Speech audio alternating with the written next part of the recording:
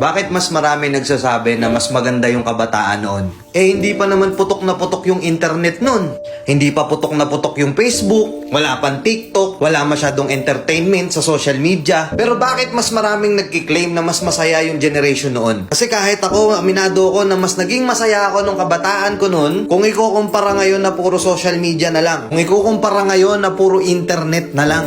Alam ko maraming sasangkayon sa akin dito, lalo na yung mga batang 90s. O yung mas matanda pa doon. Kasi noon, instead na sa GC kami nag-uusap-usap, meron kaming eksaktong oras at eksaktong tambayan na doon kami pupunta pagdating ng hapon. Magkikwentuhan kami ng mga walang kakwenta-kwentang bagay. Kahit wala kaming pera, nakatambay lang kami. Nag-uusap kami sa mga bagay-bagay. Physical kami magkakasama, biruan, asaran. Minsan pa nga pagka merong ibang grupo doon, minsan nagkakaroon pa ng suntukan. Naalala ko noon sa lugar namin, bawat street, bawat kalsada, iba-iba yung grupong magkakasama. Hindi pa uso yung Mobile Legends noon, ang uso pa noon yung mga Metal Slug pa. Kami yung generation na nasalubong namin yung era ng pagpasok ng computer shop. Magtatabi ng ₱5 piso sa baon para makabuo ng 10 o 15 pesos para makapaglaro sa computer shop pagdating ng hapon. Grabe trash talk nun. Sobrang ingay sa computer shop. Dalawa lang yung sikat na nilalaro nun. Dota tsaka Counter. Wala pang GC sa Facebook nun.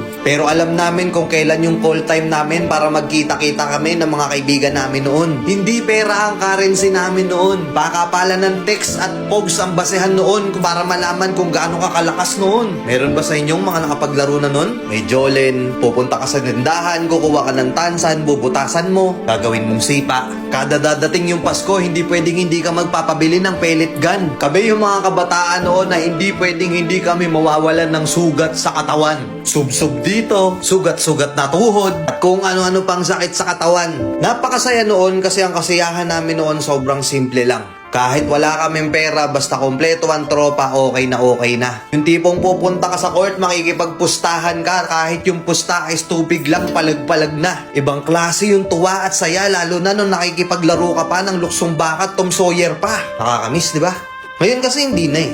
Ngayon kasi yung ibang kabataan ngayon, hindi na nila nakakanasan yun. Ang nagpapasaya na lang sa kanila, yung mapasagot nila, yung crush nila ngayon. Puro pag-ibig, masyadong nagmamadali. Nakapokus na lang sa social media, hindi na lumalabas. Siguro oo, dahil nga yun na yung kinalakihan nila, masaya na sila dun.